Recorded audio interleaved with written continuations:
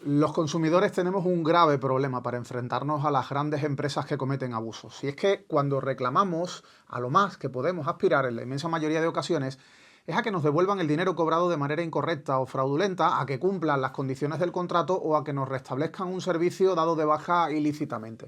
Tenemos que perder mucho tiempo en plantear reclamaciones a esas empresas, llamadas y correos que frecuentemente hay que repetir una y otra vez hasta que logramos una respuesta positiva y la historia se queda en eso, como mucho, una respuesta positiva y quizás unas disculpas, pero no nos resarcen del perjuicio causado, no nos compensan ese tiempo que nos han hecho perder y ese malestar por haberse apropiado de un dinero que era nuestro, porque no estaban cumpliendo con lo prometido o porque incluso habían decidido dejarnos sin luz, sin teléfono o sin conexión a internet sin que hubiera ninguna causa que lo justificase, por ejemplo, porque nos habíamos negado a pagar una deuda que no era real. Por eso necesitamos una ley de atención al cliente que no solo establezca vías, formas y plazos de respuesta. No solo necesitamos que las empresas estén obligadas a darnos atención a través de distintas vías de comunicación en las que nos atienda un ser humano en lugar de una máquina y que resuelvan nuestro problema en unos pocos días o incluso en unas pocas horas si afecta a la continuidad del servicio. Los consumidores también necesitamos una ley que fije un marco de compensaciones económicas por las molestias provocadas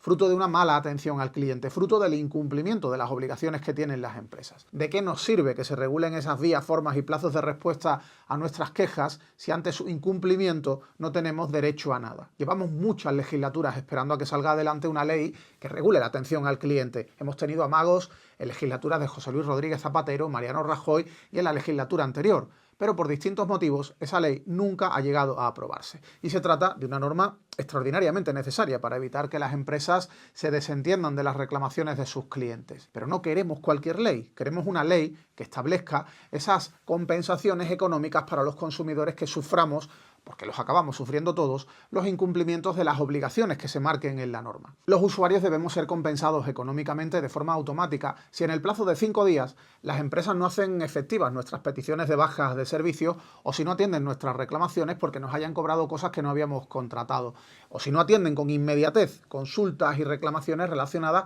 con la suspensión o cortes injustificados de servicios que resulten básicos para nosotros como las telecomunicaciones o la electricidad. Son compensaciones que deben representar el doble del importe del servicio que nos hayan facturado irregularmente y como mínimo 50 euros, con independencia de que nos deban devolver también esa cantidad cobrada de manera irregular. De los grupos parlamentarios depende que salga por fin adelante esa ley de servicios de atención al cliente. Una ley cuyo anteproyecto tenía enormes carencias porque el Ministerio de Consumo optó por no atender nuestras principales reivindicaciones. Pero es una ley que tras la incorporación de una serie de enmiendas introducidas en el Congreso, alguna fruto de haber escuchado esas reivindicaciones de nuestra organización, puede acabar representando un aumento importante en la protección de nuestros derechos. Soy Rubén Sánchez y en ocasiones veo fraudes.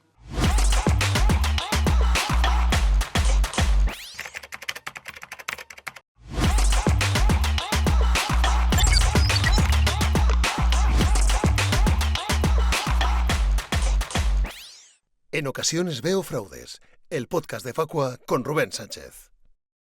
Tras acabar el último programa, como siempre, llame a mi representante. Oye, enhorabuena, ¿eh? Eso de sacarle 20.000 euros a Franco. Oye, ¿te has dado cuenta desde que estás conmigo cómo estás ganando todo? Se meten contigo, ganas. Te atacan, ganas. Te insultan, ganas. Así que no sé si de esos 20.000 me merezco yo algo. Ahí lo dejo. Oye, que nada, que muy bien este Pablo Franco. Que le den, ¿qué es eso, hombre, de andar metiéndose con la gente y que salga gratis? Así que nada, vamos por buen camino. Vamos a cerrar esta llamadita con españoles. Franco ha pagado. Venga, te dejo, que quiero seguir escuchando música. Chao.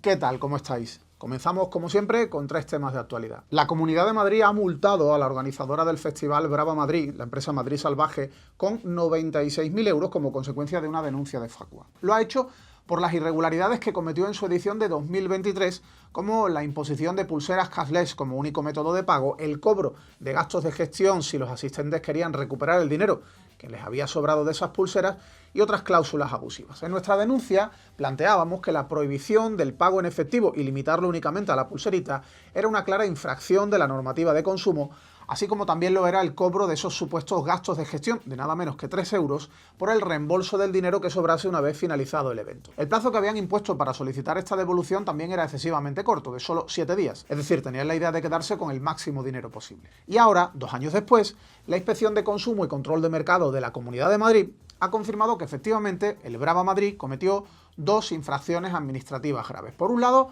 la imposición de un sistema de pago con unas condiciones no solicitadas por los asistentes, las pulseras cashless, y el cobro de 3 euros por recuperar el dinero sobrante. Por otro lado, han considerado también como infracción la inclusión de cláusulas limitativas de los derechos del consumidor, aunque en un ejercicio lamentable de falta de transparencia, el organismo no nos aclara cuáles son esas cláusulas. Nosotros, por ejemplo, habíamos denunciado la prohibición de acceder al recinto con comida y bebida de fuera, una vía con la que este tipo de eventos multiplican sus beneficios porque dentro venden productos a un precio especialmente alto, viendo que tienen a clientes cautivos a los que no les queda más remedio que comprar esa comida y bebida dentro al precio que sea. La multa realmente es poco significativa, 96.000 euros, mucho menos de lo que ha ganado ilícitamente la empresa con estas irregularidades, aunque es bastante superior a las que han impuesto algunas administraciones por este tipo de abusos, como ha ocurrido, por ejemplo, en Andalucía en los últimos tiempos. Las administraciones de consumo tienen la potestad, según establecen las leyes autonómicas y de protección al consumidor y también la ley estatal, de aplicar multas proporcionales al beneficio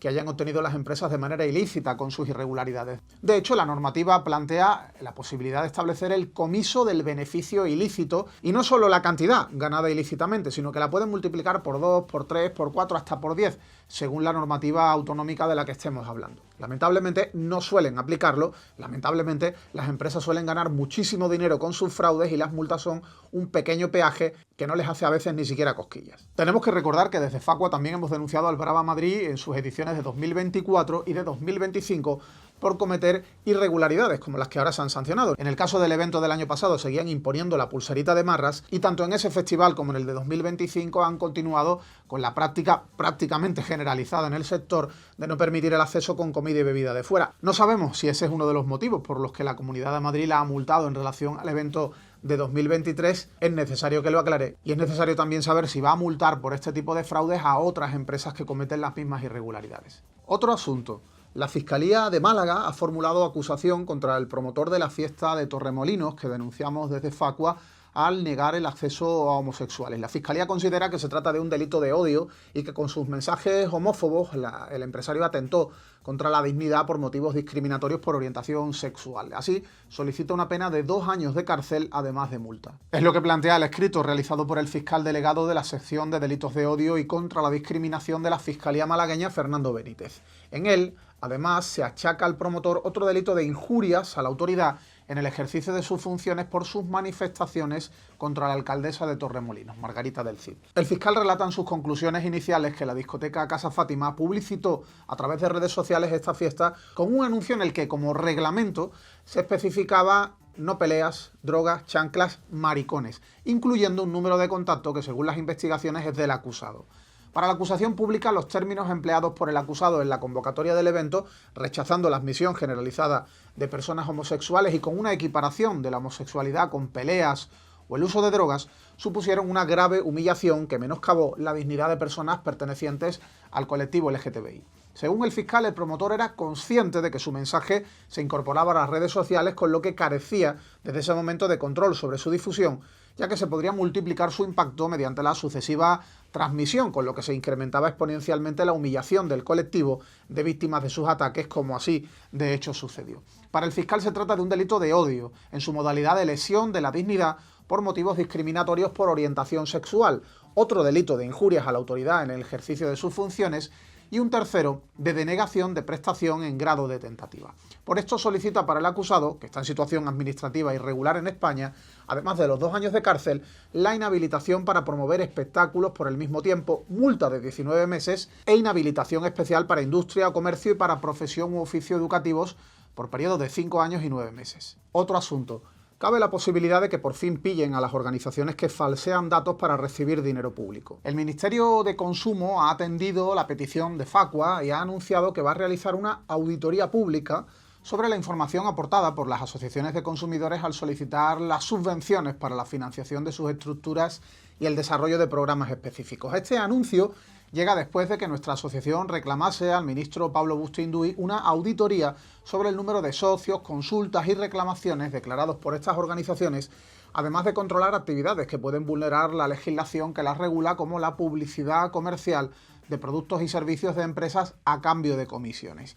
En Facua llevamos años advirtiendo de que desde el Registro Estatal de Asociaciones de Consumidores y Usuarios no se verifican los datos que las organizaciones inscritas están obligadas a comunicarle en sus balances, cuentas de resultados y memorias de actividades. Así, estas asociaciones acceden anualmente a subvenciones públicas otorgadas en régimen de concurrencia competitiva por el Ministerio de Consumo sin que se compruebe si la información que aportan se corresponde con la realidad. Es más, hasta la fecha ni siquiera se ha comprobado si el número de socios que declaran las asociaciones es real, pese a que se trata de un factor determinante para ser consideradas asociaciones más representativas y formar parte del Consejo de Consumidores y Usuarios, cuya pertenencia abre las puertas a participar en otros órganos consultivos del Gobierno y a recibir subvenciones para financiar la estructura de las asociaciones. Para formar parte de ese consejo es necesario contar con al menos 10.000 socios, pero los responsables del registro se limitan a dar por buena una certificación emitida por el representante legal de cada asociación en la que declare una cifra superior a esa sin que nunca se hayan comprobado los datos. Facua ya pidió una auditoría sobre las asociaciones de consumidores en 2020 al anterior ministro de Consumo, Alberto Garzón, pero a pesar de nuestra insistencia nunca se produjo. Además de verificar los datos que aportamos para la convocatoria de subvenciones de este año, Facua ha reclamado al Ministerio que ponga en marcha una auditoría sobre la información relativa al número de socios declarada por 9 asociaciones en la convocatoria para la constitución del Consejo de Consumidores y Usuarios que tuvo lugar en el año 2023 y también en las convocatorias de ayudas públicas no solo de 2025, sino de 2024 y 2023. Esa auditoría debería incluir el requerimiento de los listados completos de asociados de las organizaciones de consumidores al finalizar cada uno de los ejercicios anteriores a las convocatorias de subvenciones y una revisión de los datos incluidos en los mismos. También se deberían verificar las cifras de consultas atendidas y las reclamaciones tramitadas por las asociaciones, ya que estos datos condicionan la cuantía de las subvenciones. No es de recibo que se tenga fe ciega en los datos que declaran organizaciones como la Asociación de Usuarios de la Comunicación, que con un único trabajador es capaz de atender 500 consultas de consumidores al día, algo absolutamente increíble. Ni tampoco es admisible que se permita que la Organización de Consumidores y Usuarios, la OCU, se dedique a publicitar todo tipo de empresas que le pagan comisiones a cambio de captarles clientes. Esperemos que de una vez por todas se hagan las cosas bien, se verifique toda la documentación aportada y se le vean las vergüenzas a más de una organización que lleva años falseando y aportando unas cifras que no se corresponden con la realidad. Y a continuación vuelve David Ávila con su sección Terror en el supermercado.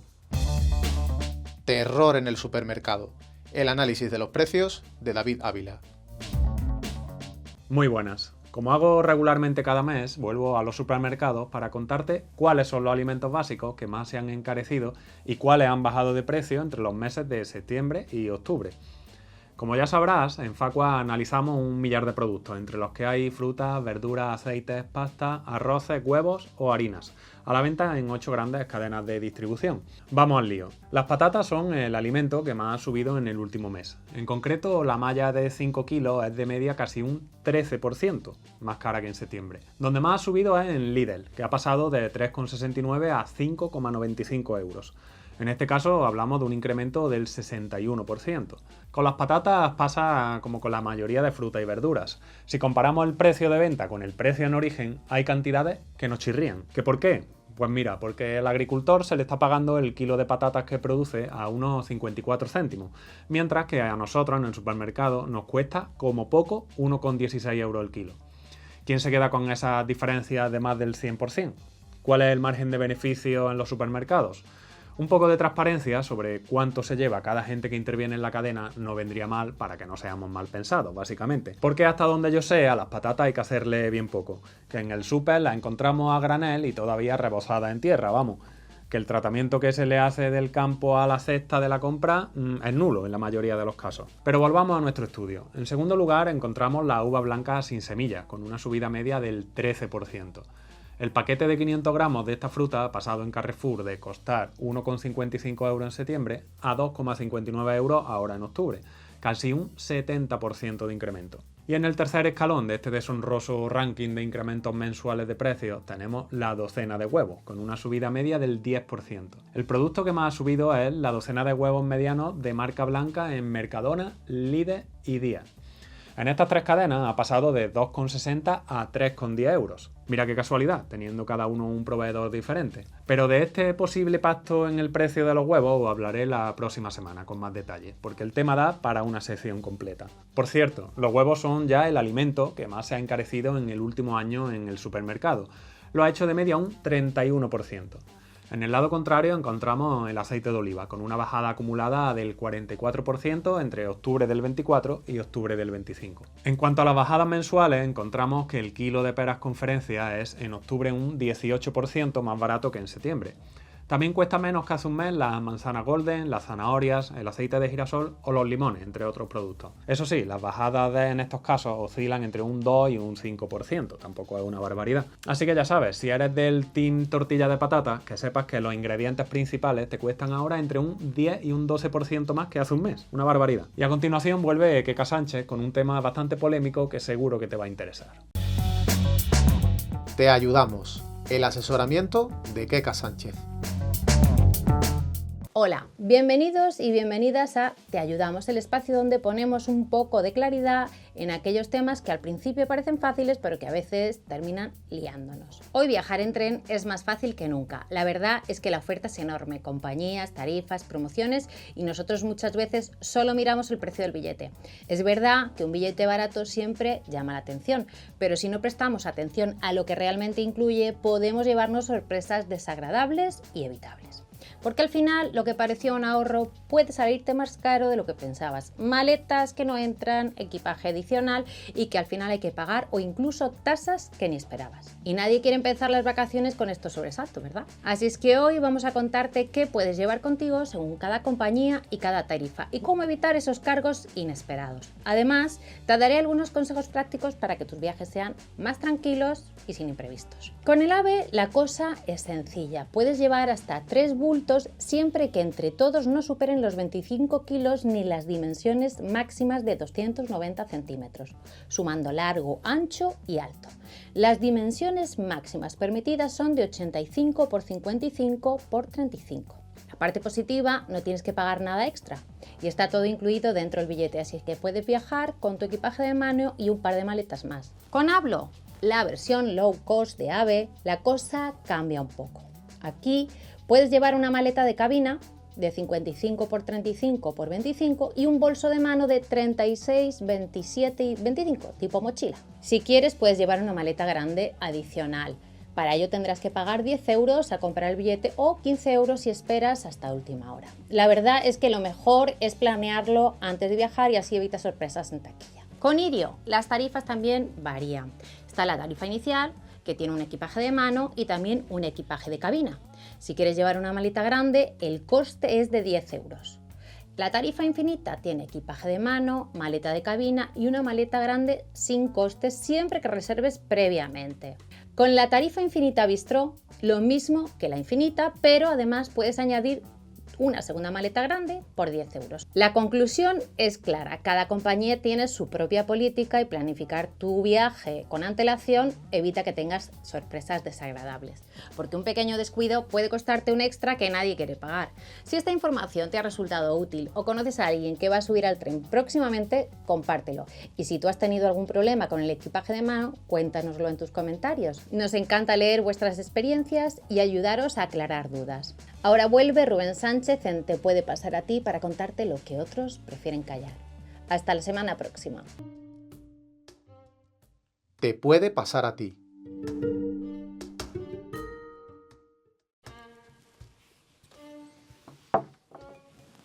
Ojo a esta historia sobre un socio de Facua que recibió una factura de la luz infladísima, ya que algo parecido te puede pasar a ti o a alguien cercano. Antonio, sin venir a cuento, recibió en septiembre de 2024 una comunicación de Naturgy donde le atribuían una supuesta anomalía ocurrida en junio del año anterior, o sea, más de un año antes, en el contador de la luz de su vivienda de Córdoba. Pues por esta anomalía de la que no aportaban ninguna prueba, le reclamaban que pagase un supuesto consumo de más de 7.000 kilovatios hora que no habría pagado en su momento y que se correspondían al periodo comprendido entre junio del año 2022 y junio del año 2023. Le pidieron 1.343 euros, 14 meses después de que hubiera ocurrido el supuesto problema con el contador y sin ningún tipo de prueba que lo acreditase, le refacturaron todo un año y le cobraron esa salvajada. Antonio no se lo pensó dos veces y acudió a Facua para que le ayudáramos a resolver esta situación. Nuestro equipo jurídico analizó la documentación que nos aportó Antonio y verificó que en el periodo donde la compañía le reclamaba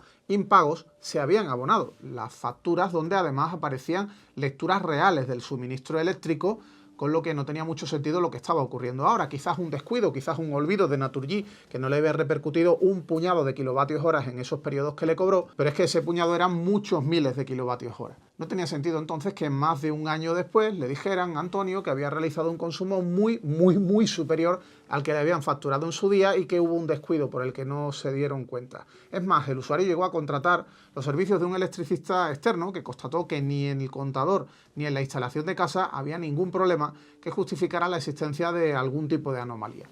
Así que nos pusimos en contacto con Naturgy y reclamamos que devolviera a Antonio los 1.343 euros y que no se los reclamase más, ya que lo que le estaba planteando era un disparate, pero en su respuesta la comercializadora se negó a reconocer que se trataba de un fallo y siguió en sus 13. Tampoco lo hizo la distribuidora E-Distribución, la empresa del grupo Endesa que distribuye en la inmensa mayoría de territorios de Andalucía. E-Distribución dio veracidad a ese consumo anómalo de más de 7.000 kilovatios hora más de un año atrás. Pero evidentemente no nos íbamos a quedar ahí ante la negativa de las dos compañías. Nuestro siguiente paso fue dirigirnos a la administración competente en la Junta de Andalucía, concretamente la Consejería de Industria, Energía y Minas. Les pusimos toda la documentación que demostraba que la refacturación era totalmente irregular y quedamos a la espera de respuesta. El delegado territorial de la Consejería en Córdoba nos ha dado la razón. Su resolución respalda nuestros argumentos que eran incontestables y obliga a Naturgy a anular la refacturación irregular y a devolver, por tanto, esos 1.343 euros que Antonio ya había recibido. Porque es que había una cuestión que desde el principio Naturgy debió haber tenido en cuenta, y es que más allá de la locura de intentar cobrar 14 meses de consumos olvidados, una cantidad de kilovatios hora absolutamente descomunal y sin aportar pruebas de por medio, más allá de ese disparate, la ley es muy clara. Si pasa más de un año y una eléctrica no te ha facturado un consumo que supuestamente olvidó, ya no lo puede hacer. Prescribe, no hay ninguna posibilidad legal de cobrarte todo lo que exceda de 12 meses hacia atrás en el tiempo. Así que Naturgy tenía esta historia perdida desde el principio, hubiera o no acreditado que de verdad se produjo ese olvido. Así que Antonio ha recuperado sus más de 1.300 euros por fin. Sí, ser socio de Facua sirve para resolver problemas como este y también para que los consumidores seamos más fuertes en la lucha contra los abusos de empresas y gobiernos. Pues acabamos por hoy, terminamos nuestro programa número 91. Muchas gracias por acompañarnos y muchas gracias también si lo difundes por WhatsApp, Telegram o a través de tus redes sociales. Te espero en el próximo episodio de En ocasiones veo fraudes. Ya sabes, aquí te contaremos cosas que otros no pueden, no se atreven o no quieren que sepas. Bueno, creo que ha ido bien la cosa. Voy a llamar al abuelo de Heidi a ver qué tal. Sergio Pazos.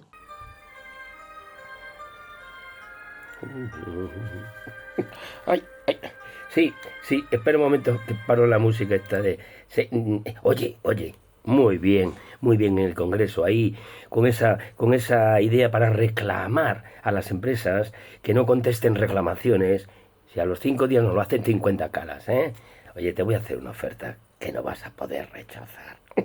Se me ha ocurrido a mí, algoritmo Pazos, que no sea cada 5 días, sino cada 5 días, si no contesta, 50, cada 5, 50, Entonces, yo tengo 20 empresas, cosas contratadas, ¿no? Bueno, pues reclamo, y me saco un pastón, ¿Cómo hago que no me contesten? Pues muy fácil, yo me hago amigo, a mí me conocen, me hago amigo de alguien que está en la empresa, ¿no? 20 amigos, 20 empresas, ya está. Les invito cañas de vez en cuando y así le digo, no me contestéis. ¿Qué te parece,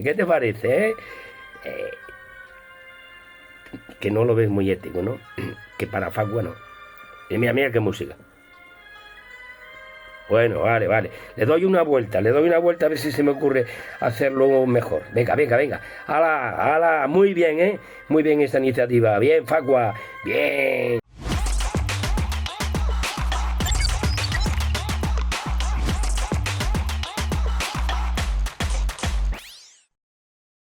En ocasiones veo fraudes, el podcast de Facua con Rubén Sánchez.